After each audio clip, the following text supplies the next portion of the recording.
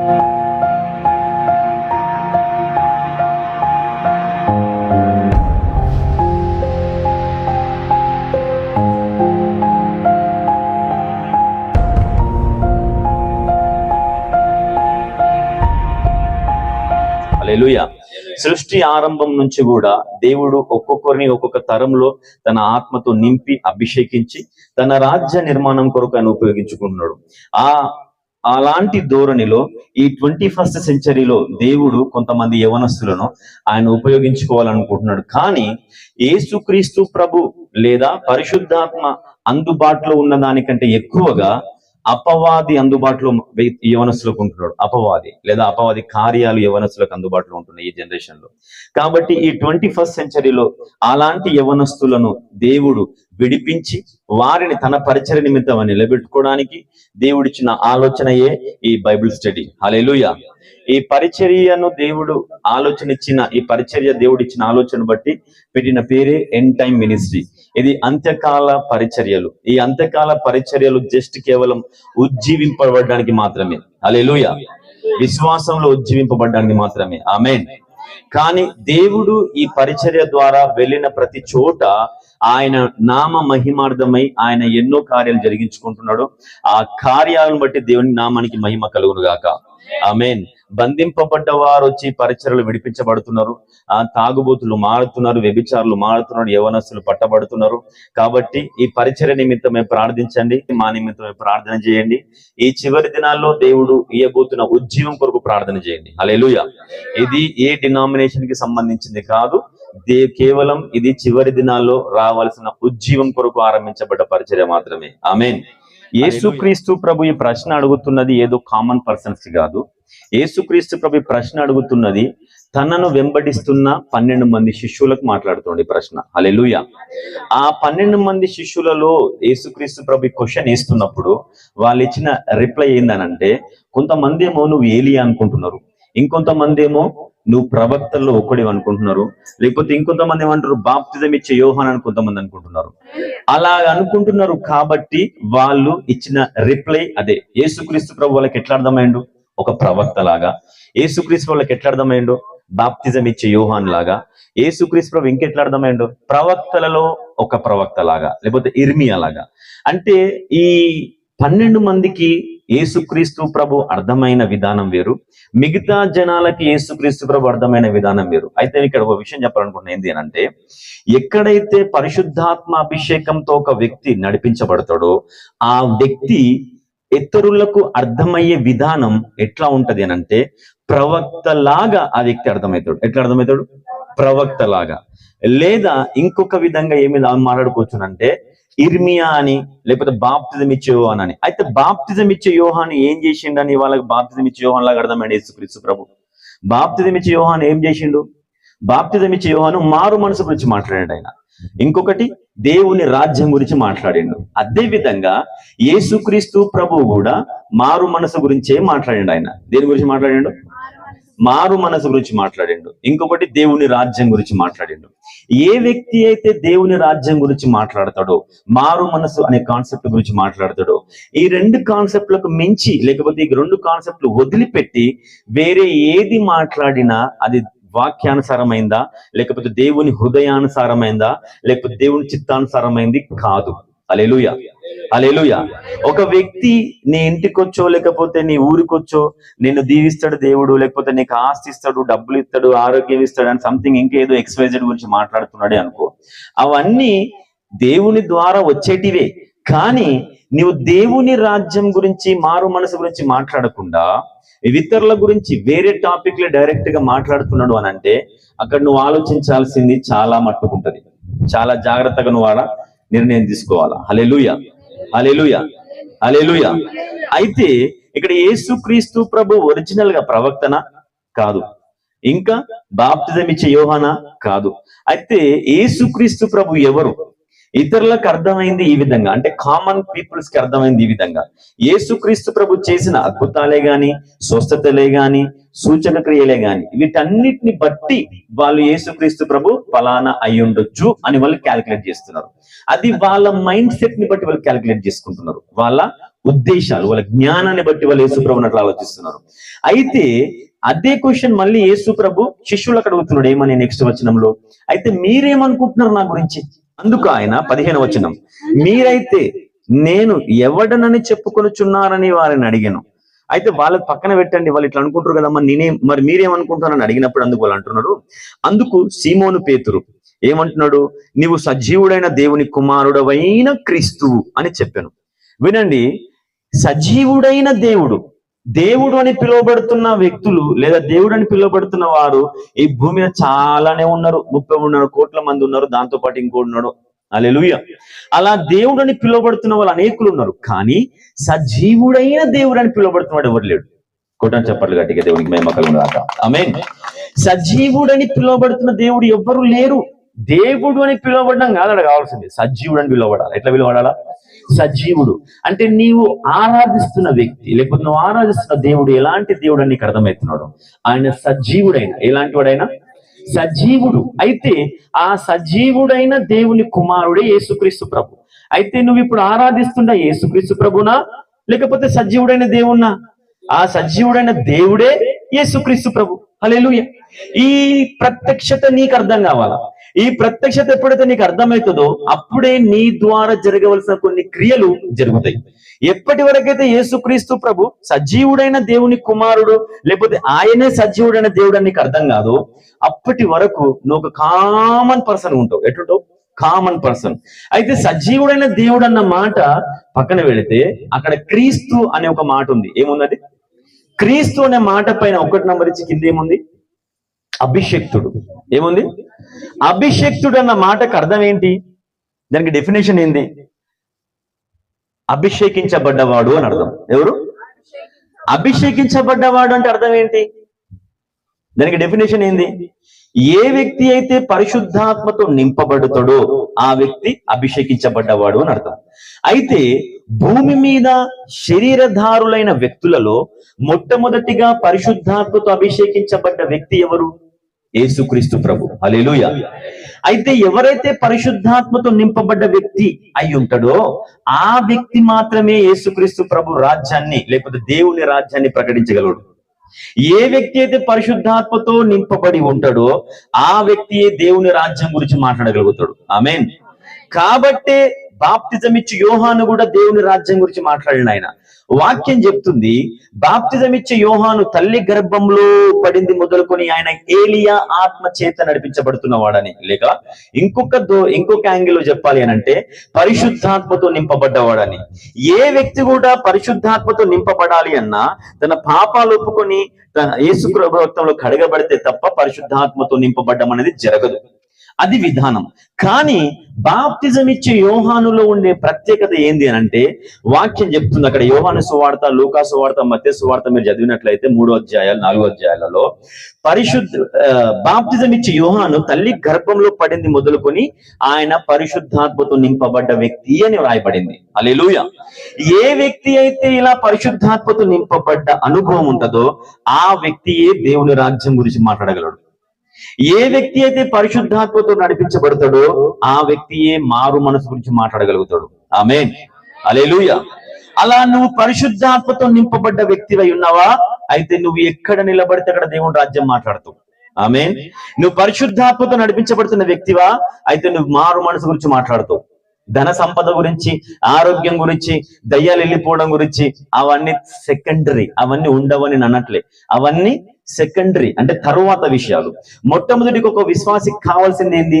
మారు మనస్సు, పశ్చాత్తాపం. ఆ తరువాత ఆ వ్యక్తి పరిశుద్ధాత్మతో నింపబడ్డం.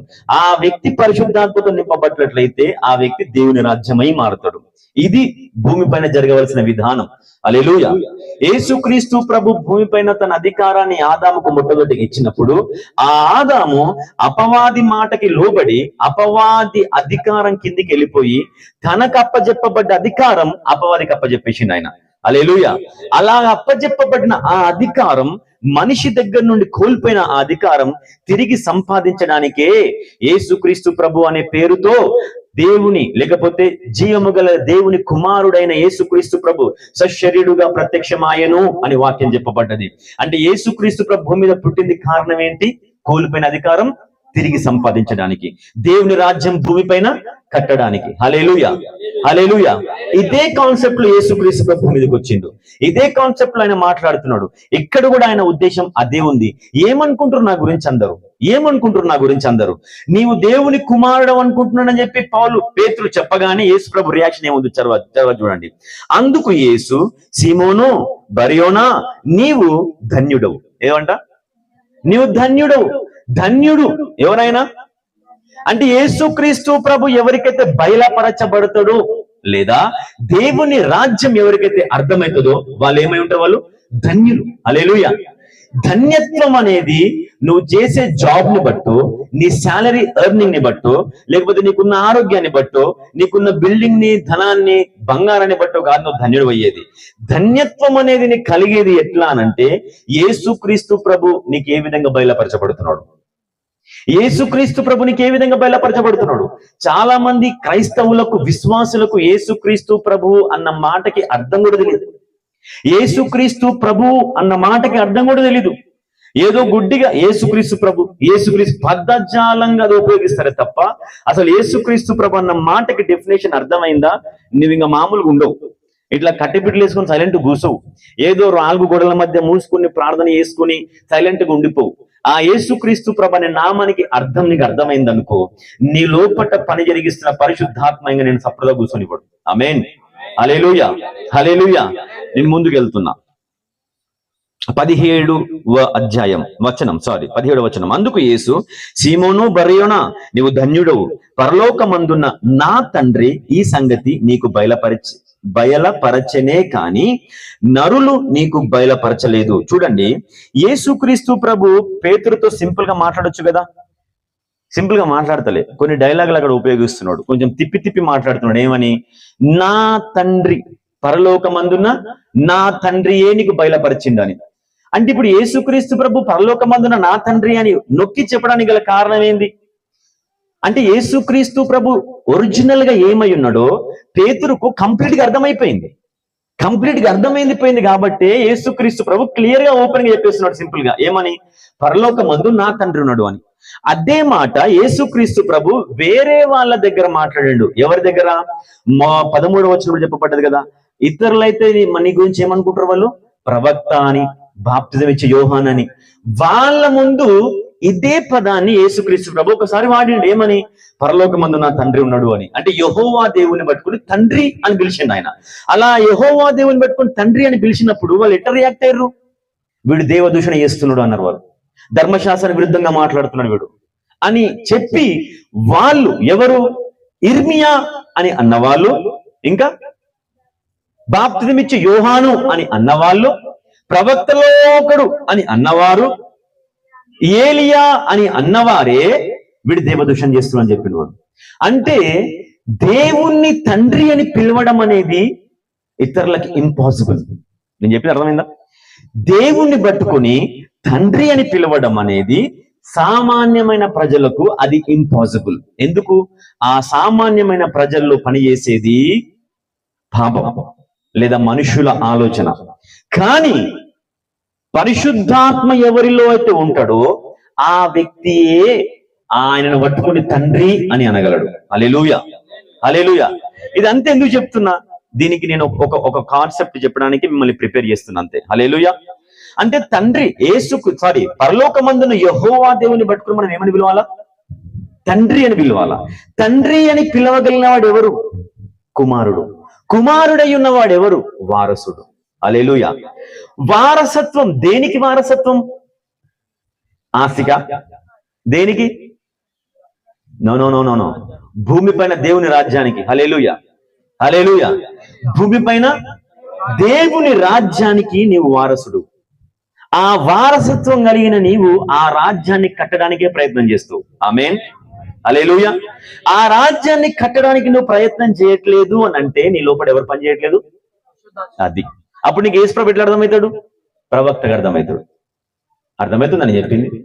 ముస్లింలకి యేసుక్రీస్తు ప్రభు ప్రవక్త. అన్యులకు యేసుక్రీస్తు ప్రభు ఒక సూపర్ మ్యాన్, అంటే ఒక గొప్ప వ్యక్తి అని అర్థం. హల్లెలూయా. కానీ యేసుక్రీస్తు ప్రభువుని దేవుని కుమారుడు అని ఎవరైతే పిలవగలరో వాళ్ళే ఆ రాజ్యానికి వారసులు. ఆమేన్. హల్లెలూయా. నెక్స్ట్ వచనం చదువుతున్నా, వినండి. ఈ వచనాలు మీకు అర్థం అవ్వాలని నేను సింపుల్ గా చెప్పుకుంటూ పోతున్న సమయం లేదు కాబట్టి 18వ వచనం.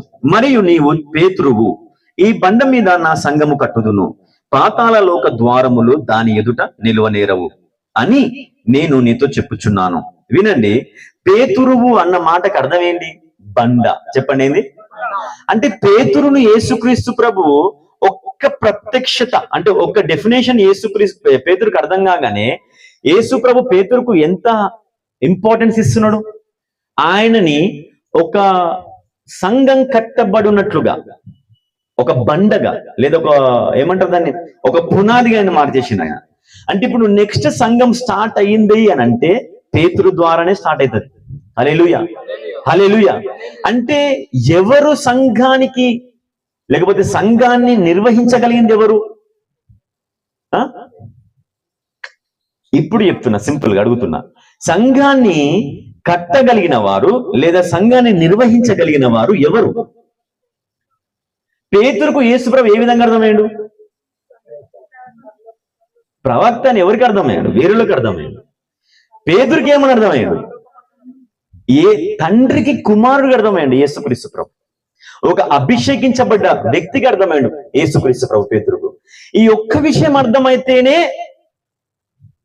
దేవుని రాజ్యం ప్రకటించడానికి లేదా సంఘం కట్టబడడానికి ఆ వ్యక్తికి అర్హత ఉంటుంది. హల్లెలూయా.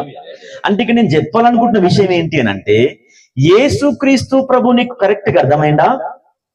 అయితే నీవు సంఘం నిర్వహించడానికి అర్హత పొందుకున్నావు అని అర్థం. సంఘం నిర్వహించబడ్డం అంటే ఏదో ఒక లేబుల్ పెట్టుకుని, ట్యాగ్ లైన్ పెట్టుకుని డినామినేషన్ లో ఇరుక్కుపోన్నాను కానీ నేను చెప్పేది. అసలు సంఘం అంటే ఏంది? చర్చ్ అంటే ఏంది? 4 గోడలు లేపి పీన సిలువ పెట్టడం కాదు.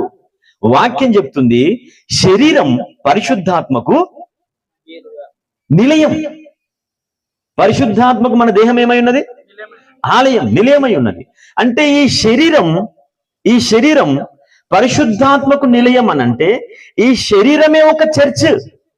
హల్లెలూయా. అంటే నీవు ఒక చర్చ్ కట్టడానికి సామర్థ్యం నీకు ఎప్పుడు వస్తుంది?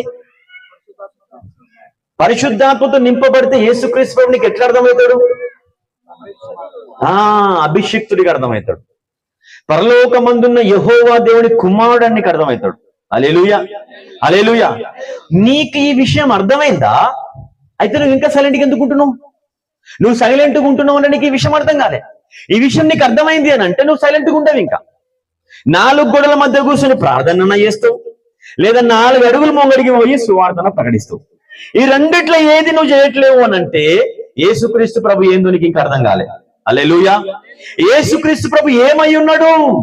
ఆయన రక్షకుడు, ఆయన అభిషేకించబడ్డ వ్యక్తి. యేసుక్రీస్తు ప్రభు తన గురించి తన సాక్ష్యం ఇస్తూ లూకా సువార్త 3వ అధ్యాయంలో చెప్పింది ఏంటి అని అంటే, ఇదిగో ప్రభు ఆత్మ నా పైన ఉన్నాడు లేదా నాలో ఉన్నాడు, బీదలకు సువార్త ప్రకటించబడ్డానికి, ఇంకా బంధింపబడ్డ వారికి విడుదల ప్రకటించడానికి, చీకట్లో కూర్చున్న వారికి వెలుగు ప్రకటింపబడడానికి, బీదలకు సువార్త ప్రకటించడానికి, హితవస్త్రం ప్రకటించడానికి ఆయన నన్ను పంపి ఉన్నాడు, ఆయన నన్ను అభిషేకించి ఉన్నాడు అని చెప్పి యేసుక్రీస్తు ప్రభు తన గురించి తన సాక్ష్యం ఇచ్చుకున్నాడు. కారణం, అంతకు ముందే ఆయన పరిశుద్ధాత్మతో నింపబడ్డాడు. అదే పరిశుద్ధాత్మతో నువ్వు నింపబడ్డావు, అయినా కానీ నువ్వు బీదకు సువార్త ప్రకటించట్లేదు. అదే పరిశుద్ధాత్మతో నింపబడ్డావు, చీకట్లో ఉన్న వారికి వెలిగింక నువ్వు ఉదయించట్లేవు. అదే పరిశుద్ధాత్మతో నింపబడ్డావు, బీదలకు సువార్త ఇంకా నువ్వు ప్రకటించట్లేవు. అదే పరిశుద్ధాత్మతో నింపబడ్డావు, గుడ్డి వారికి కళ్ళిచ్చట్లేదు. కారణం, యేసుక్రీస్తు ప్రభు నువ్వు ఇంకా ఎట్లా అర్థం చేసుకున్నావు? దీవించే వ్యక్తిగా, ఎట్లా డబ్బులు ఇచ్చే వ్యక్తిగా, స్వస్థతనిచ్చే వ్యక్తిగా, ఇంకా ఒక ప్రవక్తగా, ఒక ఏలియాగా, ఒక ఇర్మియాగా మాత్రమే నువ్వు అర్థం చేసుకున్నావు. కానీ ఒరిజినల్ గా యేసుక్రీస్తు ప్రభు ఏమై ఉన్నాడు? విమోచకుడు, రక్షకుడు. ఆయన ఒక రాజ్యానికి అధిపతి అయి ఉన్నాడు. హల్లెలూయా. హల్లెలూయా. ముందు యోధముడు వచనాలు 19వ వచనం. అయితే పరలోక రాజ్యము యొక్క తాళపు చెవులు నీకిచ్చెదను. పేతురు, నీవు భూలోకమందు దేని బంధించుదువో అది పరలోకమందు బంధింపబడును. భూలోకమందు నీవు దేన్ని విప్పుదువో అది పరలోకమందు విప్పబడును అని అతనితో చెప్పాను. అటు పిమ్మట తాను క్రీస్తు అని ఎవరితోనూ చెప్పవద్దని వారికి ఖండితంగా చెప్పాను. హల్లెలూయా. యేసుక్రీస్తు ప్రభు పేతురుకు ఎంత ఆధిక్యతను, ఘనతను, అధికారాన్ని ఇచ్చినాడు చూడండి. భూమి మీద ఆయన బంధించింది అది బంధింపబడుతుందని, భూమి మీద ఆయన దేన్నైతే విప్పుతాడో అది విప్పబడుతుందని, భూమి మీద ఆయన దేన్నైతే ఇంకా కడతాడో అది కట్టబడుతుందని అధికారం పొందుకుంటున్నాడు. ఎవరు? పేతురు. ఒక ప్రత్యక్షత, యేసుక్రీస్తు ప్రభుని గురించిన ప్రత్యక్షత పొందుకున్న పేతురుకు ఈ ఆధిక్యత వచ్చింది, ఈ అధికారం వచ్చింది. ఆమేన్, హల్లెలూయా. అయితే నేను మీకు ఒక హింట్, కొన్ని క్లూస్ నీకు ఇవ్వబోతున్నా. ఇది చూడండి, ఇది ఏదో కేవలం సింపుల్ గా నువ్వు పొందుకుంటావు, అది తీసుకుంటావు, ఇది పొందుకుంటావు అని చెప్పి మీ అప్పులు పోతాయనో ఇంకా సింపుల్ గా ఏదో చెప్పడానికి నేను రాలేదు.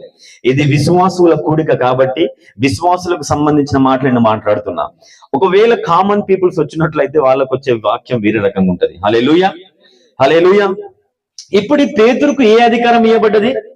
భూమి మీద కట్టడానికి, విప్పడానికి, బంధించడానికి. ఇంకా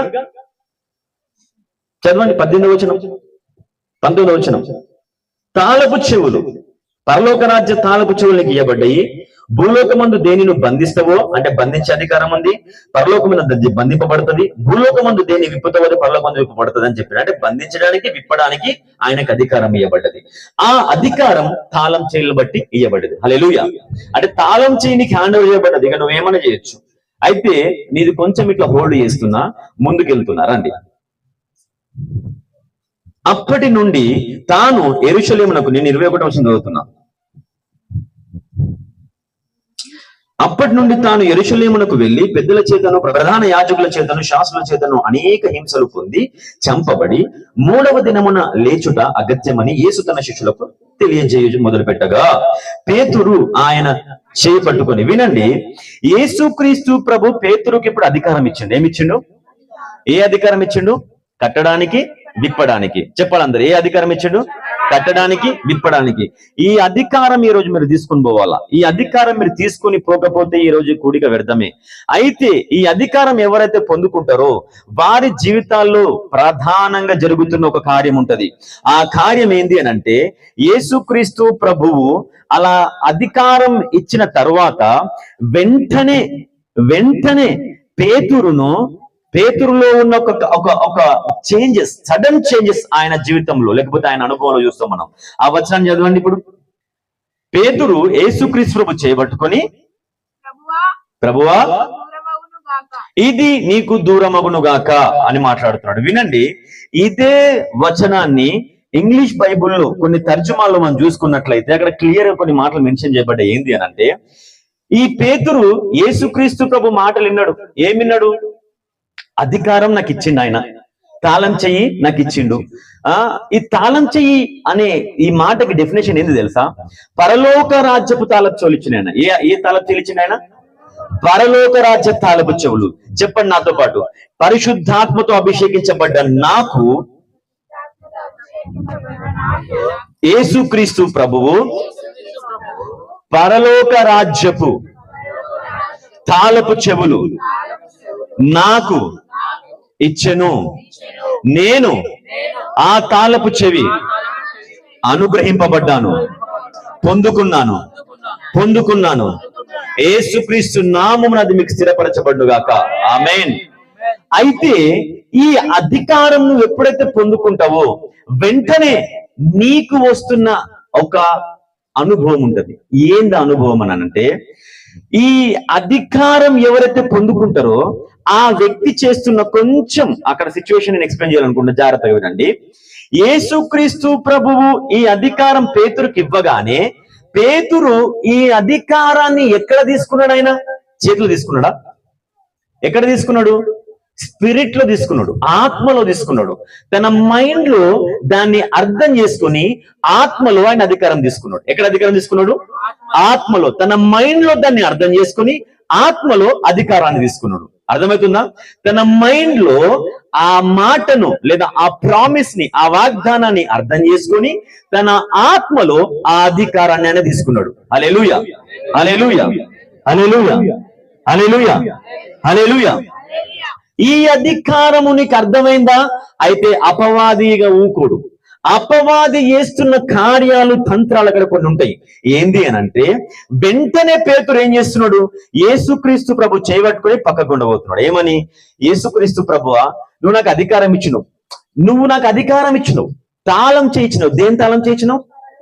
చేపలు పట్టుకునేటువంటి నన్ను తీసుకొచ్చి పరలోక రాజ్యం, ఆ రాజ్యం యొక్క మెయిన్ డోర్, దాని కీస్ నాకు ఇచ్చినావు. హల్లెలూయా. ఆ రాజ్యంలోకి వెళ్తానో లేదో కూడా నాకు డౌటే. అసలు ఆ రాజ్యం ఉందో లేదో కూడా నాకు తెలియదు. కానీ ఆ రాజ్యం యొక్క తాళం నాకు ఇచ్చినావు, దానిపైన అధికారం నాకు ఇచ్చినావు, దాని లోపలికి వెళ్ళడానికి, దాని లోపలికి బయటికి తీయడానికి నాకు అధికారం ఇచ్చినావు. తాళం చేయి నీకు ఇవ్వబడ్డది అని అంటే, అందులోనికి వ్యక్తులను పంపగలడానికి, అందులో నుంచి వ్యక్తులు తీసేయడానికి అధికారం నీకు వచ్చిందని అర్థం. హల్లెలూయా. ఇప్పుడు పేతురుకు దేవుడిచ్చిన అధికారం ఏంటి? దేవుని రాజ్యంలోకి మనుషులను పంపడం, దేవుని రాజ్యంలో ఉన్న చెడు మనుషులను తీసి బయటికి పంపడం, దేవుని రాజ్యంలో ఉన్న ఆ డోర్స్ క్లోజ్ చేయడానికి, లేదా దేవుని రాజ్యంలో ఉన్న ఆ డోర్స్ ని ఓపెన్ చేయడానికి అధికారం ఇచ్చిండు. అదే విధంగా ఇంకొక వైపు పాతాళం యొక్క ద్వారాల్ని మూయడానికి, పాతాళం యొక్క ద్వారాల్ని తెరవడానికి అధికారం ఇచ్చిండు. హల్లెలూయా. ఏ వ్యక్తికైతే యేసుక్రీస్తు ప్రభు ఏమై ఉన్నాడో అది అధికారం, లేకపోతే యేసుక్రీస్తు ప్రభు నిజంగా ఏమై ఉన్నాడో అది అర్థమైంది అని అంటే, ఇండైరెక్ట్ గా ఆ వ్యక్తికి ఇవ్వబడ్డ అధికారం ఏంది? దేవుని రాజ్యం యొక్క తాళం చెవులు. హల్లెలూయా. యేసుక్రీస్తు ప్రభు నీకు అర్థమైందా? అయితే ఆ పరలోక రాజ్యంలో కూడా తాళం చెవికి ఇవ్వబడ్డది అని అర్థం. యేసుక్రీస్తు ప్రభు నీకు అర్థమైందా? అయితే దేవుని రాజ్యం కట్టడానికి దేవునికి అధికారం ఇచ్చిందని అర్థం. యేసుక్రీస్తు ప్రభు నీకు ఒరిజినల్ గా అర్థమైందా? లేకపోతే మతాచారంగా నీకు అర్థమైందా? ఆయన రాజుగా నీకు అర్థమైందా? లేకపోతే ఆయన ప్రవక్తగా నీకు అర్థమైందా? యేసుక్రీస్తు ప్రభు నీకు ఏ విధంగా అర్థమవుతున్నాడు? ఆ విధం నీకు ఇక్కడ అర్థమవుతుంది. ఎక్కడ అర్థమవుతుంది నీకు? మైండ్ లో. ఎక్కడ అర్థమవుతుంది? మైండ్ లో. అర్థం చేసుకునే ఒక పార్ట్, ఒక మెషిన్ మన లోపల అమర్చబడి ఉంది. అది ఎక్కడ? మైండ్. అది ఏమంటుందండి? ఈ మైండ్ ని యేసుక్రీస్తు ప్రభు పరిశుద్ధాత్మను బట్టి ఆయనలో, లేకపోతే ఆ మైండ్ లో ఫిక్స్ చేస్తున్నాడు. ఏమని? Peter, you have an authority, you have an authority over the kingdom of God. Hallelujah. అయితే ఈ విషయం అపవాదికి నచ్చట్లే. ఈ విషయం అపవాదికి నచ్చట్లే.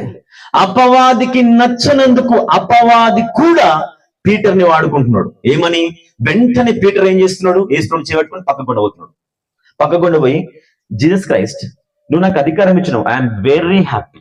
దేనిపైన అధికారం ఇచ్చినావు? పరలోక రాజ్యం ఆ డోర్ కీస్ నాకు ఇచ్చినావు. చేపలు పట్టుకుని బతికేటోని నాకు, మార్కెట్ లో పొద్దు నుంచి సాయంత్రం కోసం చేపలు అమ్ముకునే నాకు, ఇంకా పోర్ట్ ఏరియాలో ఎప్పుడు వస్తే లాంచ్లను ఎదురు చూసుకునే నాకు, పనికి మాలిన నాకు, అన్ఎడ్యుకేటెడ్ అయిన నాకు నీ రాజ్యం అధికారం నాకు ఇచ్చినావు. అయితే నేను నీకు ఒక ఫేవర్ చేయాలనుకుంటున్నా. ఏందా ఫేవర్? ఏంది అని అంటే, నేను రాజ్యంలో పోతున్నప్పుడు మరి నువ్వు నా వెంబడుకుంటూ ఉండాలి కదా. మరి నువ్వు కూడా, ఇది అక్కడ రాయబడలేదు, నేను పీటర్ ఇంటెన్షన్ చెప్తున్నా అంతే.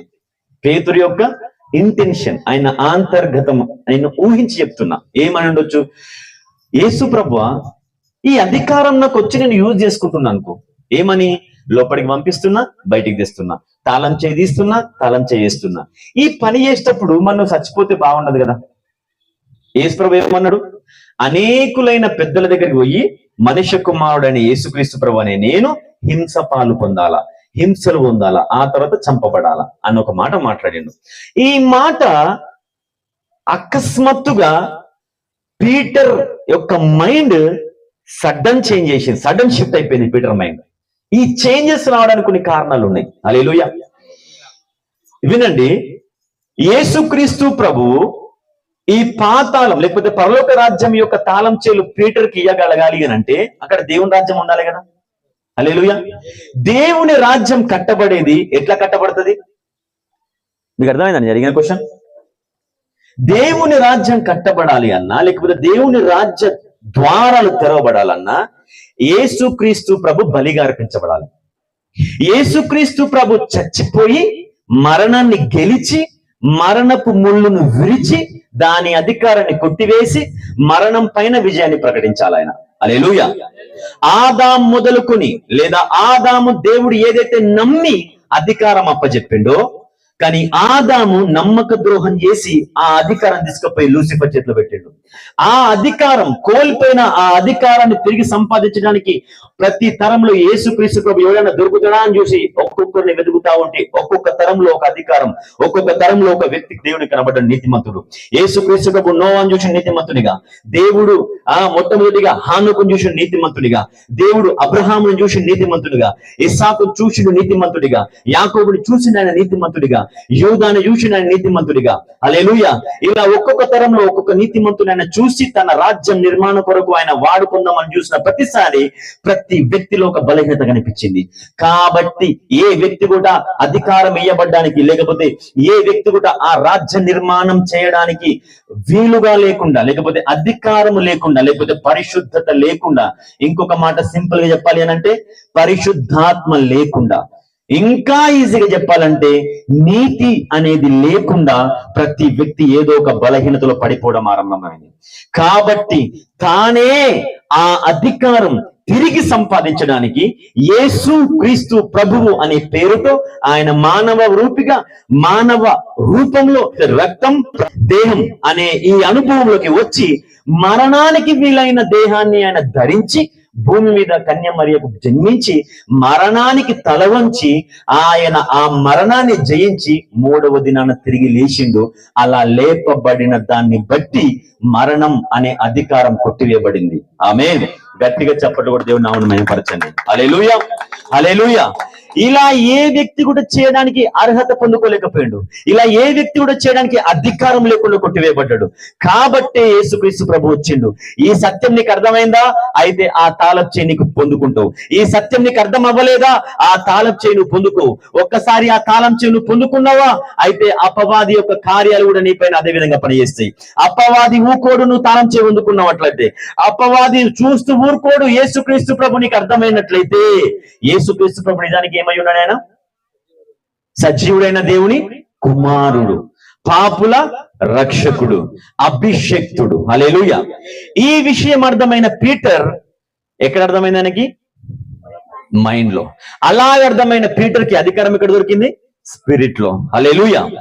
అయితే ఇప్పటి వరకు పీటర్ దేవుని చేతిలో, లేకపోతే దేవునికి అనుసంధానంగా వాడబడ్డాడు. ఎవరికి అనుసంధానంగా?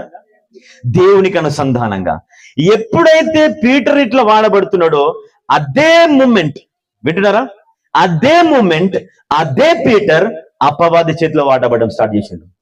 ఎవరి చేతిలో? ఎవరి చేతిలో? ఎట్లా వాడబడుతున్నాడు? చదవండి ఇప్పుడు దాన్ని. పీటర్ ఏమంటున్నాడు చూడండి. చేతి పట్టుకుని పక్క గుండ పోయి, పేతురు యేసు ప్రభు చేయబట్టుకొని ఏం దూరం అవ్వాలంట? ఆ సిలువ మరణం. యేసుక్రీస్తు ప్రభు చచ్చిపోకూడదని కోరుకునేది ఎవరు? లూసిఫర్. ఎందుకు? ఆ అధికారం ఆదాంకి ఇవ్వబడ్డది. ఆ అధికారం వాడు దొంగలించాడు.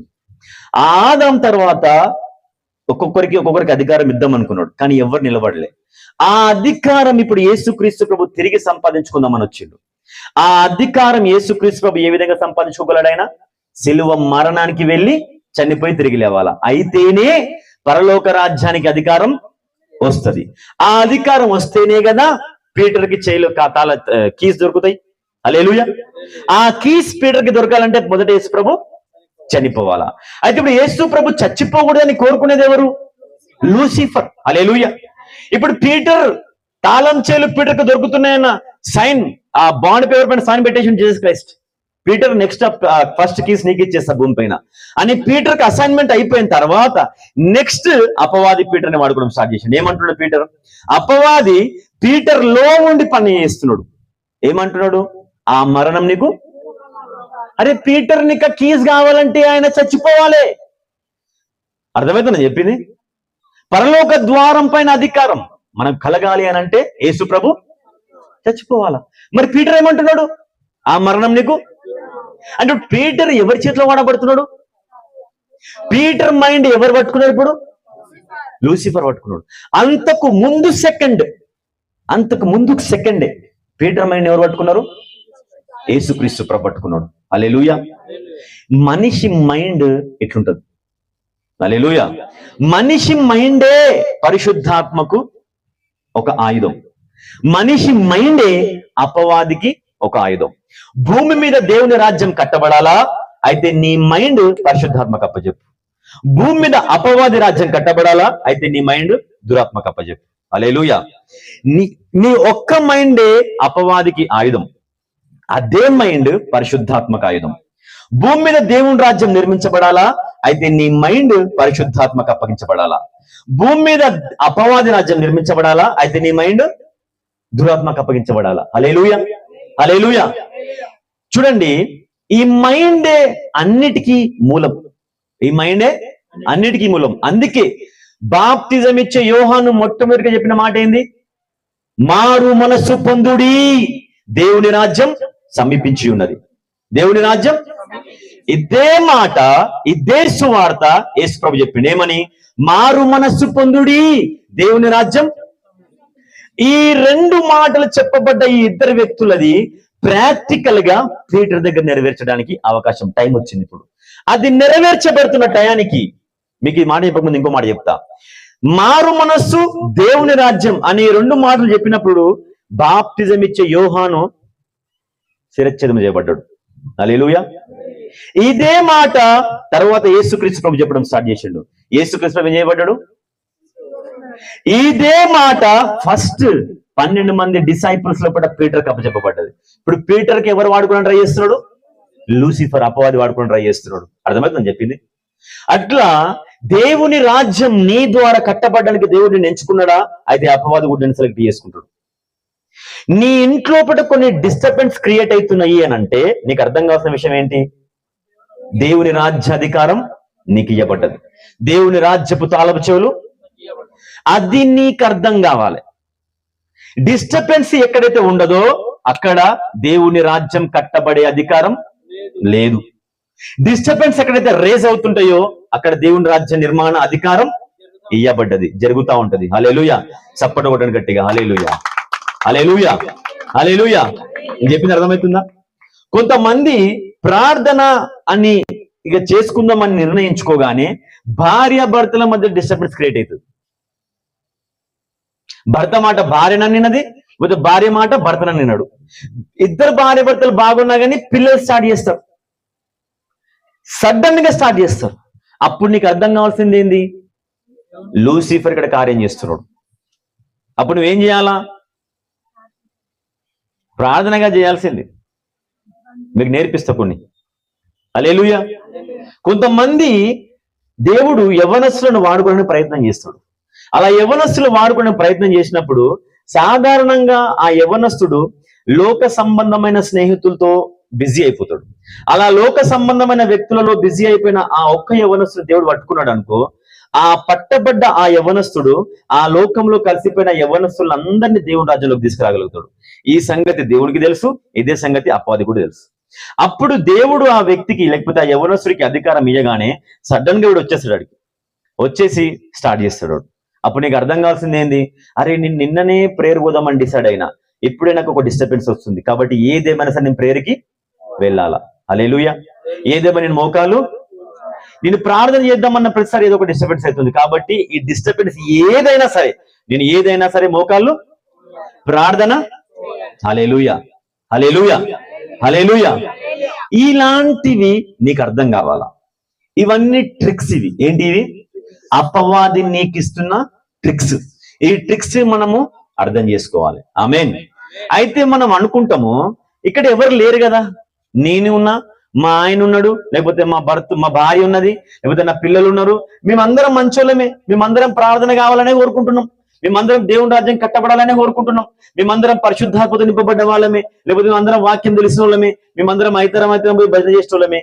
మరి మా మధ్యలో చిచ్చులు ఎందుకు స్టార్ట్ అవుతున్నాయి? Hello, excuse me. ఏది ఏమైనా నువ్వు ఎంత పరిశుద్ధాత్మతో నింపబడ్డా ఈ దేహం ఆధారం చేసుకుని అపవాది నీలో పనిచేస్తాడు. ఆమేన్, హల్లెలూయా. ఈ వాక్యం నీకు క్లియర్ గా అర్థం కావాలంటే యూట్యూబ్ లో ఒక సెక్షన్ క్రియేట్ చేసిన, దానికోసం చిన్న వాక్యాలు ఉంటాయి, అది మీరు చూసి నేర్చుకోవచ్చు.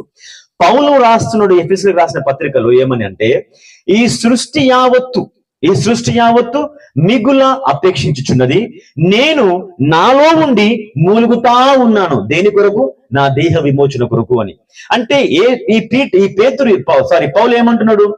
నా ఆత్మ పాపం అనే బంధకం నుంచి విమోచింపబడింది, కానీ నా శరీరం ఇంకా విమోచింపబడలేదు. కాబట్టి నా ఆత్మ విమోచింపబడ్డట్టుగానే నా శరీరం కూడా విమోచింపబడాలా.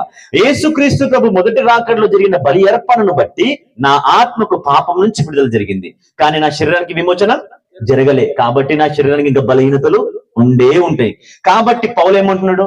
నాలో ఒక నియమం నన్ను ఏలుతున్నది, ఆ నియమం అది నాకు తెలియనిది, లేకపోతే ఆ నియమం నాది కాదు, ఏదో ఒక నియమం నన్ను ఏలుతున్నది. కాబట్టే నాలో ఒక బలహీనత ఉన్నది.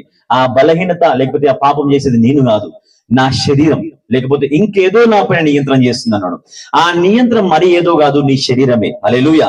కాబట్టి ఆయన ఇంకొక మాట ఏమన్నాడు? ఆత్మ శరీరానికి, శరీరము ఆత్మకు విరుద్ధంగా పని చేస్తాయి, లేకపోతే అపేక్షించును అని మాట్లాడుతున్నాడు ఆయన. అంటే శత్రువు నీ తల్లిలో ఉండి పని చేయడు, లేకపోతే శత్రువు నీ భర్తలో కాదు, శత్రువు ఇంకెక్కడి నుంచో కాదు, నీ సొంత శరీరమే. కాబట్టి ఆ శరీర కోరికలు, శరీర ఆలోచనలని నువ్వు గెలవాలా, అర్థం చేసుకోవాలా. ఆమేన్, హల్లెలూయా. పీటర్ ఒక్కడే, అదే ఒక్క పీటర్ ఇక్కడ యేసుక్రీస్తు ప్రభు చేతిలో వాడబడుతున్నాడు, అదే ఒక్క పీటర్ ఇక్కడ అపవాది చేతిలో వాడబడుతున్నాడు. ఆమేన్, హల్లెలూయా. అయితే ఇలా వాడబడడం అనేది నీకు అర్థం కావాలా, నేను ఎవరి చేతిలో వాడబడుతున్నా. ఇప్పుడు నెక్స్ట్ నేను మాట్లాడే మాట నా భర్తని గాయపరిచేది ఉంటుందా, లేకపోతే ఆదరించేది ఉంటుందా? అర్థమవుతుంది అని చెప్పింది. ఇప్పుడు నేను మాట్లాడే మాట మా అమ్మని హర్ట్ చేసేది ఉంటుందా, లేకపోతే మా అమ్మని ఎంకరేజ్ చేసేది ఉంటుందా? మా అమ్మ ఒక్కతే కదా ఇంట్లో ప్రార్థన పౌరాలు, నేను ఆమెను ఎందుకు డిస్టర్బ్ చేయాలా అనే ఆలోచన నీకు వస్తుందా? రాదా టైం లోపల. నువ్వు అనేస్తావు, తర్వాత అంటావు, తర్వాత ఆలోచిస్తావు.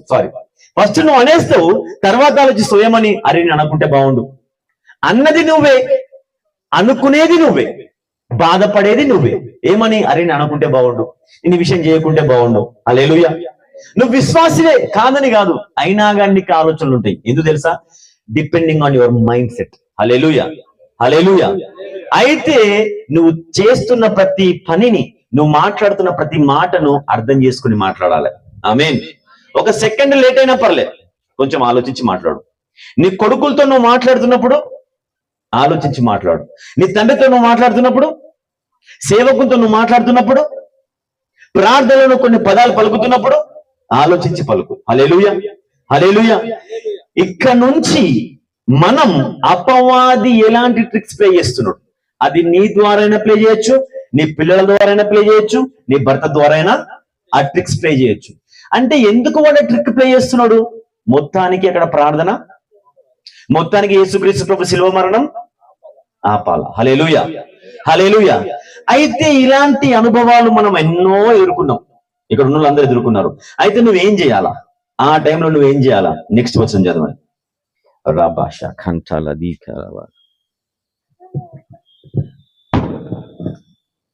త్వరగా. గద్దిస్తుండంట పేతురు. తెలుగు వర్షన్ లో గద్దించనని రాయబడింది, కానీ ఇంగ్లీష్ వర్షన్ లోకి వెళ్తే ఏమన్నా తెలుసా? పేతురు అంటుండంట, ఇది ఇట్లా కావద్దు, బుజ్జగిస్తుండంటాడు. ఏం చేస్తున్నాడు? చూడు యేసు ప్రభువా, నువ్వు నాకు అధికారం ఇచ్చి నాకు సంతోషం ఉంది కాబట్టి ఈ శిల్వ మరణం ఎందుకు అవసరమా? ఎందుకంత కష్టం నీకు? నేను చెప్పింది నేను అని చెప్పి మాటలతోని సంజేస్తుండంట, మాటలతోని సంజేస్తున్నాడు. కాబట్టి నీ మాట తీరు, ఆ విధానం ఎట్లుంది అది అర్థం చేసుకోవాలి, నువ్వు ఆలోచించి పని చేయాలి. హల్లెలూయా, హల్లెలూయా, హల్లెలూయా. నెక్స్ట్ వర్షన్ చదవండి. అయితే యేసుక్రీస్తు ప్రభు పీటర్ వైపు తిరిగి, సాతానా నా వెనుకకు పొమ్ము. ఇది ఏదో ముద్దుగా చెప్పిన మాట కాదు. యేసుక్రీస్తు ప్రభు ఇక్కడ గద్దిస్తున్నాడు. ఏం చేస్తున్నాడు? గద్దిస్తున్నాడు. నీ ఇంట్లో ఏదైనా సరే వాక్యానికి విరుద్ధంగా, దేవుని రాజ్య నిర్మాణానికి విరుద్ధంగా ఏమైనా సంఘటనలు జరుగుతున్నాయా? ప్రార్థనకు విరుద్ధంగా సంఘటనలు జరుగుతున్నాయా? దేవుని చిత్తానికి విరుద్ధంగా జరుగుతున్నాయా? అక్కడ నువ్వు చేయాల్సింది స్తోత్రం స్తోత్రం అనో, హల్లెలూయా హల్లెలూయా అని కాదు, లేకపోతే ఏడ్చుకుంటా మూల కూర్చోవడం కాదు. నువ్వు చేయాల్సింది ఏంది? యేసుక్రీస్తు నామమున అపవాది మమ్మల్ని, ఈ స్థలాన్ని విడిచిపెట్టి యేసు నామమున అని నువ్వు గద్దించాలా. హల్లెలూయా, హల్లెలూయా. ఎవరైతే దేవుని రాజ్యపు తాళపు చెవులు పొందుకుంటారో వాళ్ళకి ఇలా చేయడం సాధ్యం. ఆమేన్. దేవుని రాజ్య తాళపు చెవులు పొందుకున్నావా? అది పొందుకొని నువ్వు నాట్యం చేయడానికి కాదు, అది పొందుకొని నువ్వు సంతోషించడానికి కాదు, ఆ రాజ్యం నింపడానికి నువ్వు పొందుకున్నావు, ఆ రాజ్యంలోకి అనేకులు పంపడానికి నువ్వు పొందుకున్నావు. అలా పంపాలని నువ్వు నిర్ణయించుకున్న నెక్స్ట్ సెకండ్ నీ ఆలోచన పట్టుకొని పీడించేది ఎవరు? అపవాది. అలా వాడు పట్టి పీడిస్తున్నప్పుడు, ప్రభువా నాకే ఎందుకు ఇట్లా అవుతున్నది, నేను మంచి పని చేద్దాం అనుకుంటున్నా కదా, నేను రేపు రాజ్యం కొరకు కదా పాటు పడుతుంది, నేను పొద్దున్న ప్రార్థన చేసుకున్నా, నిన్ననే కదా ఉపవాస ప్రార్థన చేసిన, మొన్ననే కదా పాస్టర్ ఇంటికి వచ్చి ప్రార్థన చేస్తున్నాడు, నిన్ననే కదా నేను పోయి స్త్రీల కొడుకుల ప్రార్థన చేసిన, నిన్ననే కదా భవిష్యత్తులో మేము అటెండ్ అయినాము, నీకు ఒక దశం భాగాలు ఇస్తున్నాము, కానుకలు ఇస్తున్నాము, అన్ని ఇస్తున్నాం. కానీ ఎందుకు మా కుటుంబంలో ఇలాంటి జరుగుతున్నాయి అంటే, నీ కుటుంబంలో జరుగుతున్నాయి. ఎందుకు? ఎందుకంటే అధికారం నీకు ఇవ్వబడ్డది. ఆమేన్. ఆ అధికారం నువ్వు పొందుకున్నావు. ఆ అధికారం యొక్క విలువ నువ్వు తెలుసుకో. నీ లోపల పరిశుద్ధాత్మ యొక్క విలువ నువ్వు తెలుసుకో. దేవుడు నీకు ఇచ్చిన పిలుపుని, ఎటువంటి పిలుపు నువ్వు అర్థం చేసుకోవడానికి ప్రయత్నం చేయి. హల్లెలూయా, హల్లెలూయా, హల్లెలూయా, హల్లెలూయా. నిలబడండి, మాట ప్రార్థన చేసుకుందామండి. హల్లెలూయా. రబా షికారా హంటలది కరబా ఓ రోషే హెంటలది కరబా